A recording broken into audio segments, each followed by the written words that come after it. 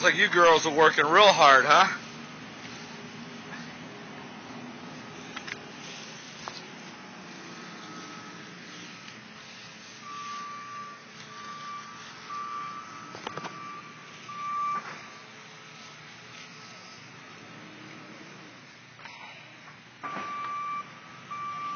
All people from Calvary Chapel, Jacksonville, out lending a hand in their hometown as we go through and try to clean up after Hurricane Emily.